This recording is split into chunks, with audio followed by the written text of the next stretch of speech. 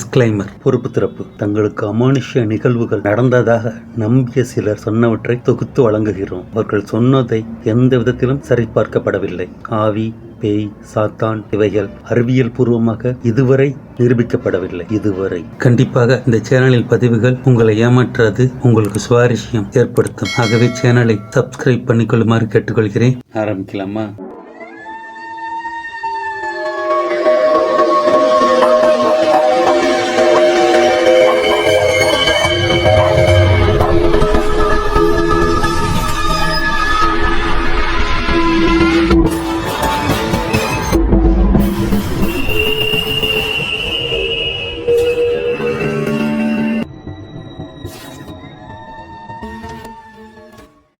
இந்த horror and thriller சேனலில் 2 intro, ஒன்று ஷார்ட்ஸ்லையும் இன்னொன்று வீடியோவிலும் கொடுத்துருக்குறேன். அதை பார்த்துட்டு இந்த பதிவு பார்த்தால்தான் உங்களுக்கு புரியும். ஏன்னா இது எனக்கு ஏற்பட்ட அனுபவம் இல்லை, தங்களுக்கு அமானுஷ நிகழ்வுகள் ஏற்பட்டதாக நம்பிய சிலர் சொன்னதை தொகுத்து வழங்குறேன். அவருக்கு 10 வயதிலிருந்தே இந்த மாதிரி நிகழ்வுகள் தெரிய ஆரம்பித்திருக்கிறது. ஒரு சுவாரஸ்யத்திற்காக நீங்களும் கேளுங்கள், நம்பணும்னு அவசியம் இல்லை. இதை படர்கையில் சொன்னால் ஒரு சுவாரஸ்யம் இருக்காது, அதனால் தன்மையில் சொல்கிறேன். அதாவது எனக்கு நிகழ்ந்தது மாதிரி நான் எனது என்று வரும். புதுசா பாக்குறவங்க இது எனக்கு ஏற்பட்ட அனுபவம் அப்படின்ட்டு நினைச்சுக்காதீங்க. 1989 நாகப்பட்டினத்துக்கு வடக்க ஒரு 33 கிலோமீட்டர் தூரத்தில் உள்ள தனியார் காலேஜில் பிஎஸ்சி சேர்ந்து இருந்தேன். ராகிங்லாம் உச்ச கட்டத்தில் இருந்த காலகட்டம். காலேஜில் சேர்த்த 10வது நாள் ராகிங் அப்பவே எனக்கு அமானுஷ்ய நிகழ்வு ஏற்பட்டுருச்சு. இருந்தாலும் அதை நான் முதல்ல சொல்லாம செகண்ட் செமஸ்டர் கடைசியில ஏற்பட்ட அமானுஷ்ய நிகழ்வை முதல்ல சொல்றேன். காலேஜ் இருக்கிற இந்த நகரம் ஒரு நடுத்தரமான நகரம். சில கிராமம் தான் இருக்கும். நாகப்பட்டினத்தில் அப்போது காலேஜ் இல்ல,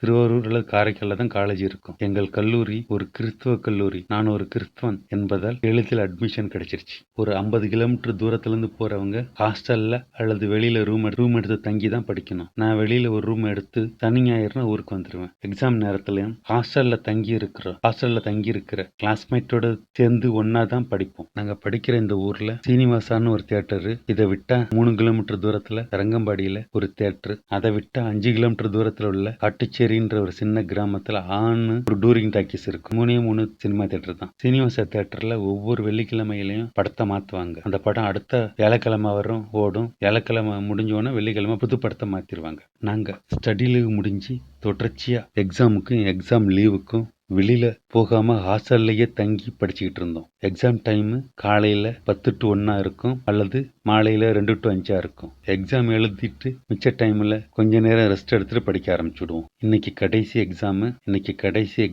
இன்னைக்கு மதிய எக்ஸாம் 2 to 5. நைட்டு ஃபுல்லாக படித்ததுனால காலையில் கொஞ்சம் வெளியில் போய் டீ குடிச்சிட்டு வரலாம் அப்படின்ட்டு வெளியில் கிளம்புனோம். ஏன்னா ரொம்ப நாளாக வெளியில் போகலை. அப்போதான் சீனிவாச தேட்டரில் போன வெள்ளிக்கிழமையில இருந்து இன்னைக்கு வர, அதாவது இன்னைக்கு வியாழக்கிழமை, அடிமை பெண் எம்ஜிஆர் படம் ஓடிட்டு இருந்துச்சு. எம்ஜிஆர் படம் என்றால் எனக்கு ரொம்ப பிடிக்கும், உயிர். அடிமை பெண் படம் மட்டும் பார்க்க வாய்ப்பே கிடைக்கல. போஸ்டரை பார்த்ததும் எனக்கு பார்க்கலான்னு ஒரு ஆசை வந்துருச்சு. கூடவே இன்று இப்படம் கடைசின்ட்டு ஒரு பச்சை கலரில் சின்ன பிட் நோட்டீஸ் ஒட்டி வச்சிருந்தாங்க. இந்த படத்தை இன்னைக்கே பார்க்கலாம் அப்படின்ட்டு முடிவு செஞ்சுட்டேன். 5 மணிக்கு எக்ஸாமை எழுதிட்டு பேப்பரை கொடுத்துட்டு அவசரமா நேராக தியேட்டருக்கு ஓடுனா, தியேட்டர்ல கவுண்டரை மூடிட்டாங்க. இனி நைட் ஷோ தான் சொல்லிட்டாங்க. நாளை காலையில இருந்து செமஸ்டர் லீவ் ஆரம்பிக்கிறாங்க. அதனால இன்னைக்கு ஹாஸ்டல்ல தங்கி இருந்தவங்க மேக்சிமம் இன்னைக்கு சாயந்தரமே பண்ணிட்டு ஊருக்கு போயிடுவாங்க. சில பேர் மட்டும் ஹாஸ்டல்ல தங்கி நாளை காலையில இருந்து ஊருக்கு போவாங்க. இன்னைக்கு இரவு ஹாஸ்டல் மெஸ்ல சிக்கன் பிரியாணி போடுறாங்க. அதனால நண்பன் எனக்கு கெஸ்ட் போட்டுட்டு நீ வந்துரு, சிக்கன் பிரியாணி சாப்பிடலான்ட்டு சொன்னான். வழக்கமா ஹாஸ்டல் டைனிங் ஹாலில் தான் சாப்பாடுலாம் பரிமாறுவாங்க. ஆனா ஸ்பெஷல் அக்கேஷன்ல வெளியில ஃபயர் விட்ட எரித்து நல்லா குளிர் காஞ்சிக்கிட்டு ஓப்பன் கிரவுண்ட்ல பரிமாறுவாங்க. பரிசல்ல எல்லாரும் தட்டை வச்சுட்டு நின்றுட்டு இருப்பாங்க. எத்தனை பேர் கொடுத்தாங்களோ அத்தனை பேர்களுக்கு கியூவில் நிற்க வைத்து எல்லாருக்கும் பிரியாணி கொடுக்குமாறு பரிமாறுறவங்க இருப்பாங்க. பேர் கொடுத்த அத்தனை பேருக்கும் பிரியாணியை பரிமாறிட்டு எல்லாரும் முடிஞ்சிட்ட பிறகு பிரியாணி அண்டாவை அங்கேயே வச்சுட்டு அவங்களுக்கு தேவையானதை மட்டும் எடுத்துட்டு பிரியாணியோட அண்டாவை அங்கேயே வச்சுட்டு போயிடுவாங்க. யாரு எவ்வளவு வேணாலும் சாப்பிடலாம், ஆனா கீழே கொட்டக்கூடாது. இதுதான் கண்டிஷன். கீழே கொட்டினா ஹாஸ்டலை விட்டு வெளியே அனுப்பி விட்டுருவாங்க. நான் ஃப்ரெண்டு கிட்ட இன்னைக்கு நைட் ஷோ போறேன், நீ வா அப்படின்னு கூப்பிட்டேன். இல்ல டயர்டா இருக்கு, நீ மட்டும் போயிட்டு வா அப்படின்ட்டான். ஆனா உனக்கான பிரியாணியை நான் எடுத்து வைக்கிறேன், இங்க விடிய பார்ட்டி டான்ஸ் எல்லாம் நடக்கும், அதனால நீ எவ்வளவு நேரமானாலும் வா, பிரியாணி சூடாக தான் இருக்கும், வந்து சாப்பிட்ரு அப்படின்ட்டு சொல்லி அனுப்புனான். எங்கள் காலேஜில் காலேஜ் உள்ளே வந்துட்டு வெளியே என்ன நடக்குதுன்னே தெரியாது. அந்த மாதிரி உள்ளார அடர்ந்த மரங்களுக்கு, அதாவது நாவல் மரம், புளிய மரம், கொய்யா மரம் உள்ள இருக்கிறதுனால வெளியில் என்ன நடக்குதுன்னே தெரியாது. வெளியில வந்துட்டா உள்ளார இப்படி ஒரு காலேஜ் இருக்குதுன்னே தெரியாது. இந்த ஒரு இடத்த மட்டும் நல்லா நல்லா கவனிச்சிங்கன்னா தான் புரியும். காலேஜ் ஹாஸ்டல்லேருந்து கேட்டுக்கு வரணும்னா ஒரு 1/2 கிலோமீட்டர் நடந்து வரணும். கேட்டுக்கு பக்கத்தில் ஒரு நாகமரம், எய்த்தாப்புல ஒரு சர்ச்சில் ஞாயிற்றுக்கிழமை திருப்பலி வைப்பாங்க. மற்ற நாட்களில் சில சமயம் கேட்டு திறந்திருக்கும், சில சமயம் மூடி இருக்கும். மெயின் சர்ச்சு மூடி இருந்தாலும் வெளியில் ஒரு சின்ன கிரில் காம்பவுண்ட் இருக்கும், ஏறி குதிச்சிடலாம். வாசலில் ஒரு ஜீசஸ் சிலை இருக்கும். காலேஜ் கேட்ல இருந்து 300 மீட்டர் மெயின் ரோட்டுக்கு கிழக்கு நோக்கி போகணும். கிழக்கு நோக்கி போகும்போது தெற்கு வடக்காக ஒரு மெயின் ரோடு போகும். மெயின் ரோடுனா பெரிய மெயின் ரோடு இல்லை, ஒரு தார் ரோடு போகும். நான் கிழக்கால பார்த்துக்கிட்டு இருக்கேன்னு வச்சுங்க, ரைட் ஹேண்ட் பக்கம் தெற்கே ஒரு அரை கிலோமீட்டர் போனால் மீண்டும் ஒரு மெயின் ரோடு கிராஸ் பண்ணும். அது மேற்குலேருந்து கிழக்க போகும். இப்போ நான் என்னுடைய லெஃப்ட் சைடு போனால் சீனிவாச தேட்டரு, ரைட் சைடு போய் திரும்பவும் லெஃப்ட் சைடு போனால் பஸ் ஸ்டாண்டு வரும். நன்றாக நினைவில் வச்சிங்க, இது 1989 செகண்ட் ஷோ படம். இன்ட்ரோல் வரலாம் எனக்கு எந்த வித பயமோ எதுவுமே இல்லை. படத்தை பார்த்துக்கிட்டு இருந்தேன். இன்ட்ரோல் முடிஞ்சு படம் ஆரம்பிக்கும் போது தான் லேசாக பயம் ஆரம்பிச்சிச்சு. ஏன்னா அது எனக்காக காத்துக்கிட்டு இருக்கக்கூடாது ஆண்டவரேன்ட்டு பயந்துக்கிட்டு இருந்தேன். படத்தை பார்த்துட்டு நம்ம போகிற அந்த வழியில் ஒருத்தர் 2 பேராவது வரணும்ட்டு வேண்டிக்கிட்டே இருந்தேன். படம் ஓடிக்கிட்டு இருந்துச்சு. இந்த படத்துக்கு இப்போ வந்திருக்க கூடாது அப்படின்ட்டு நினைக்கிற அளவுக்கு பயம் உச்சத்துக்கு போயிடுச்சு. படத்தில் கிளைமேக்ஸ்ல எல்லாம் கவனம் செலுத்தவே முடியல. காலேஜில் சேர்ந்த 10வது நாளில் இருந்து அது என்ன பின்தொடர ஆரம்பிச்சிருச்சு. அதனால மேக்சிமம் நைட்டில் நடமாடுறத தவிர்த்து விடுவேன். இன்னைக்கு மாட்டிக்கிட்டேன். படம் முடிஞ்சு எல்லாரும் வெளியே வந்தோம். எல்லாரும் சொல்லி வச்ச மாதிரி நேராக பஸ் ஸ்டாண்டை நோக்கி போயிட்டாங்க.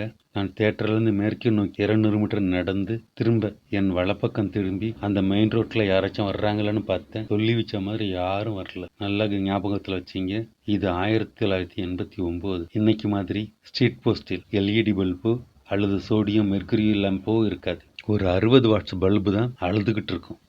சில சமயம் திருடங்க அதையும் கல்லால் உடச்சி போயிட்டு இருப்பாங்க. அதனால ஒரே கும்மிருட்டு. நடுராத்திரியில் தனியாக நின்றுட்டு இருந்தேன். இருந்தாலும் ஜபத்தை சொல்லிக்கிட்டே, ஆண்டவரே இன்னைக்கு ராத்திரி மட்டும் அது எனக்காக காத்துக்கிட்டு இருக்கக்கூடாது அப்படின்னு வேண்டிக்கிட்டே நடந்தேன். ஒரே கும்மிருட்டு.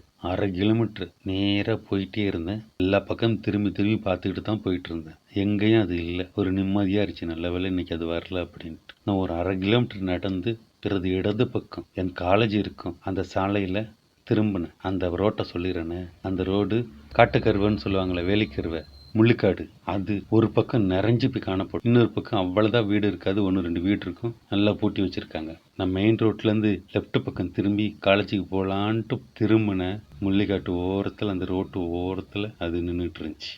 எனக்கு பயம் ஒரே வேர்த்துருச்சு.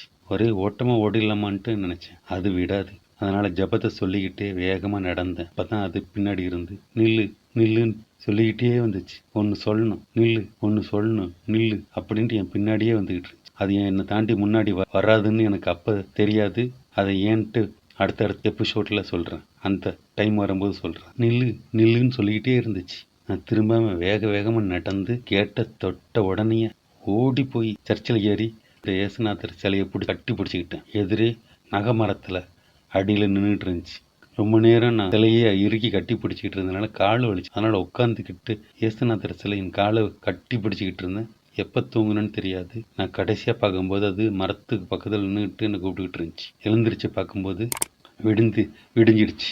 அது ஏன் என்னை தொடர்ந்து வருது? அதுக்கு என்ன வேணும்? ஏன் என் கண்ணுக்கு மட்டும் தெரியுது? நான் ஒரு மீடியமா? இதற்கெல்லாம் பதில் அடுத்தடுத்த பதிவில் சொல்கிறேன். அடுத்த பதிவில் சந்திப்போம். நன்றி.